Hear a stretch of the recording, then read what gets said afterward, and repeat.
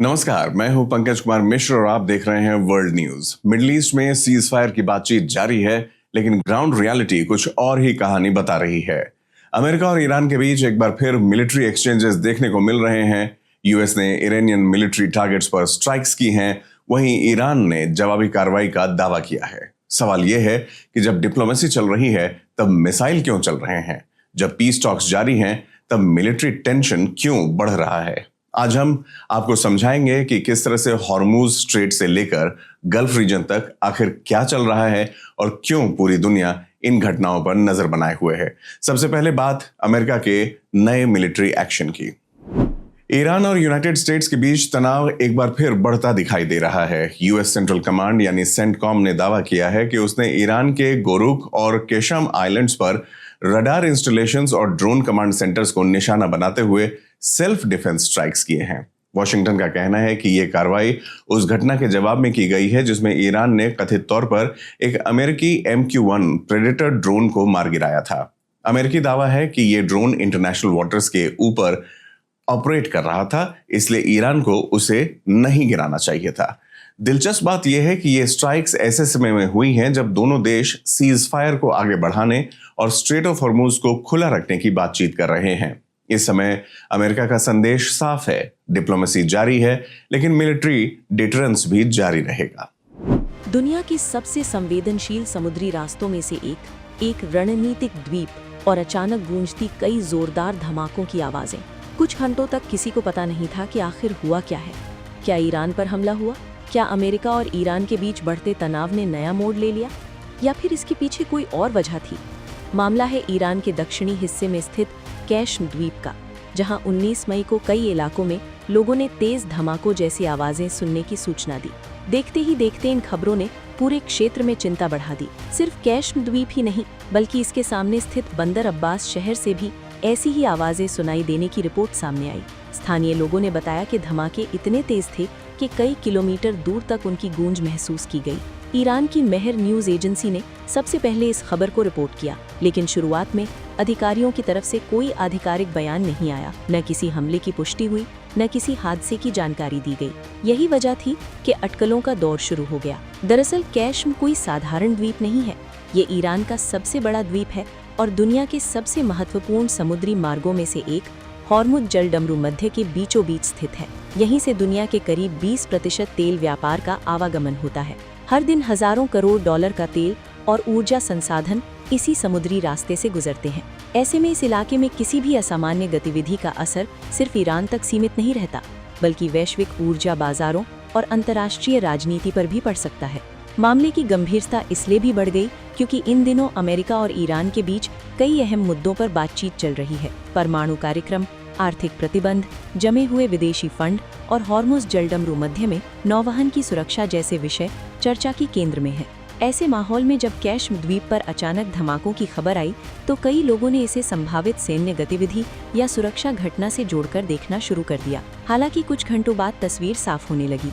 ईरानी सरकारी मीडिया और Tasnim news agency ने स्थानीय अधिकारियों के हवाले से बताया कि ये धमाके किसी हमले का परिणाम नहीं थे। अधिकारियों के मुताबिक सुरक्षा एजेंसियों ने पुराने और निष्क्रिय दुश्मन के गोला बारूद को नियंत्रित तरीके से नष्ट करने का अभियान चलाया था।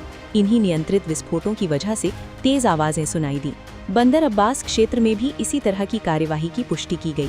अधिकारियों ने स्पष्ट किया कि इस घटना में किसी के घायल होने, किसी तरह के नुकसान या किसी विदेशी हमले की कोई जानकारी नहीं है। फिर भी सवाल पूरी तरह खत्म नहीं हुए हैं, क्योंकि इस संवेदनशील इलाके तक स्वतंत्र पहुंच बेहद सीमित है और हाल के हफ्तों में दक्षिणी ईरान के विभिन्न हिस्सों से इसी तरह की घटनाओं की खबरें सामने आती रही हैं। यही वजह है कि धमाकों और आधिकारिक स्पष्टीकरण के बीच का वो समय दुनिया भर के विश्लेषकों की नज़र में बेहद महत्वपूर्ण बन गया, क्योंकि जब मामला हॉर्मुज जलडमरू मध्य और ईरान जैसे रणनीतिक क्षेत्र का हो, तब कोई भी आवाज़, कोई भी धमाका और कोई भी गतिविधि सिर्फ स्थानीय घटना नहीं रह जाती, वो वैश्विक चिंता का विषय बन जाती है।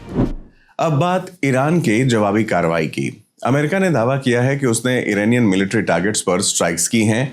इसके कुछ ही समय बाद ईरान की रेवोल्यूशनरी गार्ड ने कहा कि उसने एक ऐसे एयरबेस को निशाना बनाया है जिसका इस्तेमाल अमेरिका ने सदर्न ईरान पर हमला करने के लिए किया था।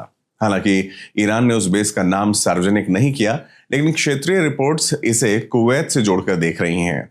कुवैत ने पुष्टि की है कि सोमवार सुबह मिसाइल और ड्रोन अटैक्स को इंटरसेप्ट किया गया था। साथ ही कुवैती फॉरेन मिनिस्ट्री ने कहा है कि देश अपनी सुरक्षा और क्षेत्रीय अखंडता की रक्षा के लिए सभी आवश्यक कदम उठाने का अधिकार रखता है। ये पहली बार नहीं है। अप्रैल में सीज फायर लागू होने के बाद भी दोनों देशों के बीच कई बार सीमित सैन्य हमले और जवाबी कार्रवाई देखी जा चुकी है। यानी ऑफिशियली सीज फायर मौजूद है, लेकिन प्रैक्टिकली कॉन्फ्लिक्ट पूरी तरह समाप्त नहीं हुआ है। यही वजह है कि एनालिस्ट इसे मैनेज्ड कॉन्फ्रंटेशन कह रहे हैं, जहां डिप्लोमेसी और मिलिट्री प्रेशर दोनों एक साथ चल रहे हैं।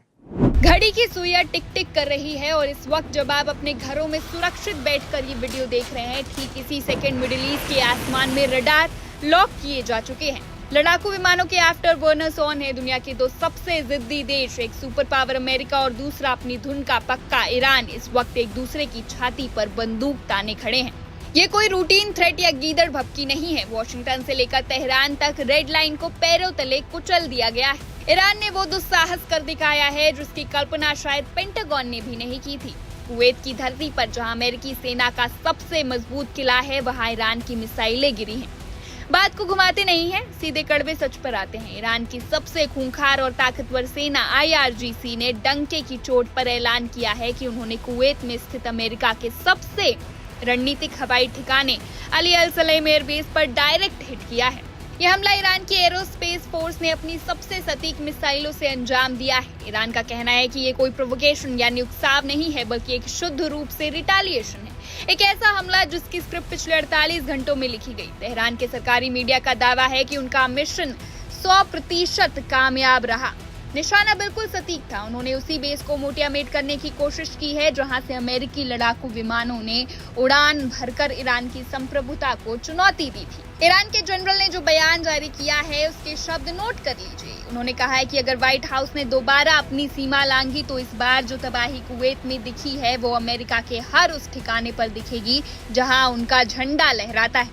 यानी सीधे शब्दों में कहे तो ईरान ने अमेरिका को चेकमेट करने की चुनौती दे दी है। लेकिन कोई भी मुल्क सुबह उठकर अचानक मिसाइलें नहीं दागता। इस बारूद के ढेर से पहले चिंगारी किसने लगाई, इसके लिए हमें फ्लैशबैक में जाना होगा। ठीक 36 घंटे पहले यानी 31 मई को अमेरिकी वायुसेना ने दुनिया के सबसे सेंसिटिव और सबसे बिजी समुद्री रास्ते स्ट्रेट ऑफ होर्मुज के पास बने ईरान के 2 द्वीपों बोरूक और केश्म पर भीषण हवाई हमले किए थे। अमेरिका का दावा था कि ईरान यहां से ड्रोन ऑपरेट करता है और उसके रडार सिस्टम अमेरिकी जहाजों पर नजर रख रहे थे। अमेरिकी सेंट्रल कमांड यानी सेंटकॉम ने इसे एक डिफेंसिव एक्शन यानी आत्मरक्षा में उठाया गया कदम बताया। लेकिन यहाँ गेम बदल गया। ईरान का आरोप है कि अमेरिका ने सिर्फ मिलिट्री बेस पर हमला नहीं किया। अमेरिकी बमों ने होर्मुज़गान प्रांत के सिरिक द्वीप पर मौजूद एक सिविलियन टेलीकम्युनिकेशन टावर को भी उड़ा दिया। ईरान ने कहा कि ये आम नागरिकों का इंफ्रास्ट्रक्चर था और जैसे ही अमेरिका ने इस नागरिक ढांचे पर बम गिराए, ईरान के लिए लक्ष्मण रेखा पार हो गई। इसी सिविलियन डैमेज का हिसाब चुकता करने के लिए ईरान ने कुवैत में अमेरिकी बेस को निशाना बनाया। अब आप सोच रहे होंगे कि ईरान ने कुवैत को ही क्यों चुना? कुवैत तो इस लड़ाई में कहीं था ही नहीं। तो बात ऐसी है कि अली अल सलेम एयरबेस कोई मामूली एयर स्ट्रिप नहीं है।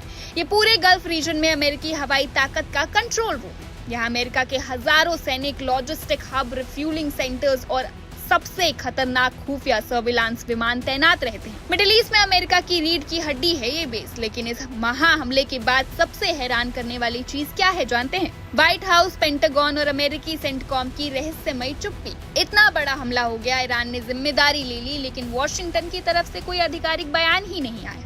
ना तो उन्होंने नुकसान की पुष्टि की है और ना ही कैजुअलिटी यानी हताहतों का आंकड़ा दिया है। डिफेंस एक्सपर्ट इस सन्नाटे से डरे हुए हैं, क्योंकि जब सुपर पावर अमेरिका चुप बैठता है तो इसका मतलब ये नहीं होता कि वो डर गया है। इसका मतलब ये हो सकता है कि वो बैक स्टेज किसी बहुत बड़े विनाशकारी और सरप्राइज काउंटर अटैक की प्लानिंग कर रहा है। ये तूफान से पहले का सन्नाटा है। इस पूरी कहानी में जो सबसे बड़ा ट्विस्ट है वो कूटनीति यानी डिप्लोमेसी का पाखंड है। इस टकराव की टाइमिंग देखिए। ये मिसाइलें तब दागी जा रही है जब स्विट्जरलैंड और ओमान के रास्ते पर्दे के पीछे वॉशिंगटन और तेहरान के बीच बैक चैनल पीस टॉक्स चल रही है। अमेरिकी राष्ट्रपति डोनाल्ड ट्रंप अपनी नई पारी में लगातार दबाव बना रहे हैं कि ईरान के साथ एक कॉम्प्रिहेंसिव डील यानी कि एक बड़ा समझौता हो जाए। ट्रंप चाहते हैं कि ईरान अपना न्यूक्लियर प्रोग्राम रोके और बदले में प्रतिबंधों से राहत पाए। लेकिन डिप्लोमेसी की टेबल पर जब तक स्याही सूखती उससे पहले ही स्ट्रेट ऑफ हॉर्मुज का पानी लाल हो गया। एक तरफ शांति की फाइलें खुल रही हैं और दूसरी तरफ फाइटर जेट्स की कॉकपिट। एक्सपर्ट्स मान रहे हैं कि कार्रवाई और जवाबी कार्रवाई का ये चक्रव्यूह अब दोनों देशों के कप्तानों के हाथ से निकल चुका है। दोनों में से कोई भी झुकने को तैयार नहीं है क्योंकि दोनों को अपनी डोमेस्टिक इमेज बचानी है। तो अब तख्ता पलट के इस खेल में आखिरी सवाल जो आपको और मुझे परेशान करना चाहिए वो ये है कि क्या शांति की वो आखिरी मेज कुवैत में गिरे मिसाइल के धुएं में हमेशा के लिए दफन हो जाएगी? क्या डोनाल्ड ट्रंप इस भड़कती हुई आग को बुझा पाएंगे या फिर उनकी आर्ट ऑफ द डील इस बार फेल हो जाएगी?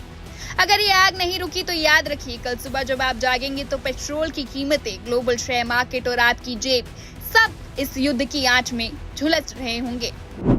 तो अब सवाल यह है कि अगर बातचीत चल रही है तो फिर लगातार नए हमले क्यों हो रहे हैं? कई रिपोर्ट्स के मुताबिक ईरान ने यूएई के अल साफरान एयरबेस पर मौजूद एयरक्राफ्ट हैंगर्स को निशाना बनाया है। माना जाता है कि इस फैसिलिटी का इस्तेमाल मिराज 2000 फाइटर्स, जेट्स और Chinese made wing Loong drones के लिए किया जाता रहा है। इसी दौरान अमेरिका ने भी दावा किया है कि उसने ईरानियन रडार सिस्टम्स और ड्रोन कमांड फैसिलिटीज पर स्ट्राइक किया है। ईरान के रेवोल्यूशनरी गार्ड का कहना है कि अमेरिकी हमलों में दक्षिणी ईरान में कम्युनिकेशंस इंफ्रास्ट्रक्चर को नुकसान पहुंचा और उसने उसका जवाब भी दिया है। यह पूरा घटनाक्रम एक बड़ी तस्वीर की ओर इशारा करता है। एक तरफ डिप्लोमैट्स नेगोशिएशन टेबल पर बैठे हैं, दूसरी तरफ मिसाइल्स, ड्रोन्स और मिलिट्री एसेट्स अभी भी सक्रिय हैं। यानी सीज फायर टेक्निकली मौजूद है लेकिन ट्रस्ट अब भी नहीं है। और जब ट्रस्ट नहीं होता है तब किसी भी छोटी घटना के बड़े रीजनल कॉन्फ्लिक्ट में बदलने का खतरा बना रहता है। यही वजह है कि गल्फ रीजन की हर मिलिट्री मूवमेंट को अब दुनिया बहुत करीब से देख रही है। इतिहास गवाह है, बारूद का ढेर जब बहुत बड़ा हो जाता है तो उसे तबाह करने के लिए सिर्फ एक चिंगारी काफी होती है। लेकिन आज रात मिडिल ईस्ट से जो खबर आ रही है वो चिंगारी नहीं, एक ऐसा ज्वालामुखी है जो पूरी दुनिया को अपनी चपेट में लेने के लिए तैयार है। क्या हम तीसरे विश्व युद्ध की दहलीज पर खड़े हैं? क्या अब ये लड़ाई सिर्फ इजराइल, ईरान और अमेरिका तक सीमित नहीं रही? जी हाँ, आज रात मिडिल ईस्ट अपने इतिहास के सबसे खतरनाक दौर में पहुंच चुका है क्योंकि जंग का दायरा अब उस मुल्क तक फैल गया है जो अब तक खुद को इस आग से बचाए हुए था। बड़ी खबर ये है कि ईरान ने संयुक्त अरब अमीरात यानी यूएई पर सीधे मिसाइल दाग दी है। ये इस पूरे संघर्ष का सबसे गंभीर मोड़ है। जो यूएई अब तक इस पूरी जंग में पर्दे के पीछे था, आज वो सीधे ईरान के निशाने पर आ चुका है। ईरानी सरकारी मीडिया के हवाले से जो खबरें आ रही है वो बेहद चौंकाने वाली है। ईरान का दावा है कि उसकी एरोस्पेस फोर्स ने यूएई के सबसे महत्वपूर्ण और सबसे सुरक्षित सैन्य ठिकानों में से एक अल सफरान एयरबेस पर सीधा हमला किया है। आइए आपको समझाते हैं कि ये अल सफरान एयरबेस आखिर है कहाँ और ईरान ने इसे ही क्यों चुना। अबू धाबी के ठीक दक्षिण पश्चिम में स्थित ये एयरबेस यूएई की रीढ़ की हड्डी माना जाता है। पूरे खाड़ी क्षेत्र में होने वाले हवाई ऑपरेशंस का ये बहुत बड़ा केंद्र है। तेहरान का दावा है कि उन्होंने इस एयरबेस के विमान हैंगरों को, जहां लड़ाकू विमान खड़े होते हैं, एक बार नहीं बल्कि 2 बार निशाना बना। ईरान के मुताबिक इस हमले में उन हैंगरों को तबाह कर दिया गया है जहाँ खतरनाक मिराज 2000 फाइटर जेट्स और चीन के बने विंग लूंग कॉम्बैट ड्रोन तैनात थे। अब सवाल उठता है कि ईरान ने यूएई पर यह हमला किया क्यों? ईरान का आरोप है कि यूएई सिर्फ तमाशा नहीं देख रहा था बल्कि वो ईरान के खिलाफ होने वाले सैन्य अभियानों में सीधे तौर पर शामिल था। ईरान ने खुलकर आरोप लगाया है कि उसके तटीय शहर यानी आइलैंड सिटीज बंदर अब्बास और रणनीतिक रूप से बेहद खास लावान तेल रिफाइनरी पर जो पिछले दिनों में हमले हुए थे उसमें यूएई का हाथ था। उसने अमेरिका की मदद की थी। और ईरान के अधिकारियों का कहना है कि यूएई पर यह हमला दागना कोई आक्रामकता नहीं बल्कि एक प्रोपोर्शनल रिस्पांस है। इस वक्त सोशल मीडिया पर कई वीडियो तैर रहे हैं। दावा किया जा रहा है कि ये वीडियो अल सफरान एयरबेस के अंदर के हैं जहां भीषण विस्फोट और आग की लपटें साफ देखी जा सकती है। हालांकि हम इन वीडियो की स्वतंत्र पुष्टि नहीं करते हैं क्योंकि स्वतंत्र स्रोतों से इसकी जांच अभी बाकी है। दूसरी तरफ यूएई की सरकार ने अभी तक इस बात का खुलासा नहीं किया है कि उन्हें कितना नुकसान हुआ है। किसी के हाथाहाथ होने या जान माल के नुकसान की भी कोई आधिकारिक पुष्टि अबू धाबी से नहीं आई। लेकिन स्थानीय रिपोर्ट्स ये साफ कह रही हैं कि हमले के वक्त यूएई के एयर डिफेंस सिस्टम पूरी तरह एक्टिव थे। आसमान मिसाइलों को रोकने वाली इंटरसेप्टर गन से गूंज रहा था।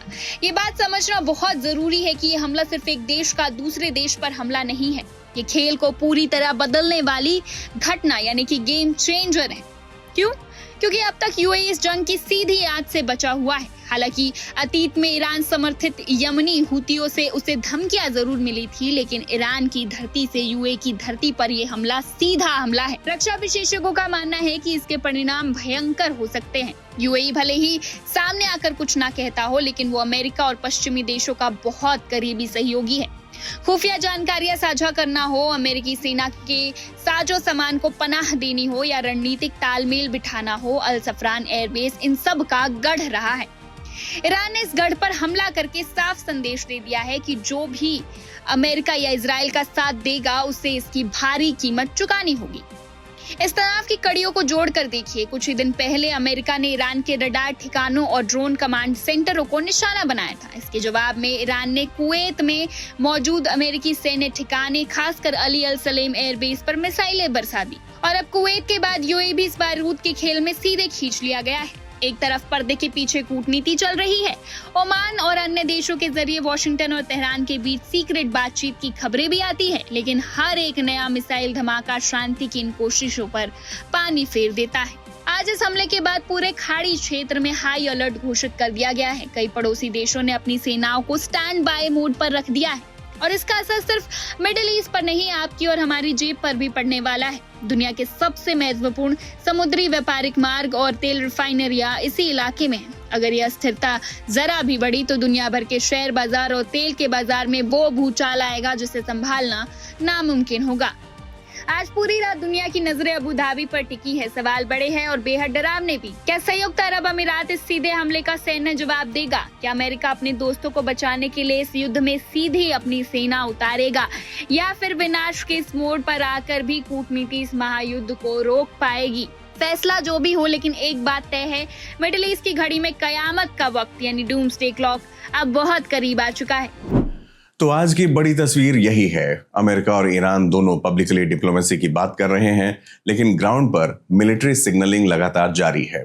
हॉर्मुज से लेकर गल्फ बेस तक हर नई कार्रवाई यही दिखा रही है कि सीज फायर अभी भी बेहद नाजुक स्थिति में है और आने वाले दिनों में यह देखना महत्वपूर्ण होगा कि बातचीत आगे बढ़ती है या फिर एक बार कॉन्फ्रंटेशन हावी हो जाता है। फिलहाल के लिए इतना ही। मैं हूं पंकज कुमार मिश्र, आप देख रहे थे world news. Subscribe to One India and never miss an update. Download the One India app now.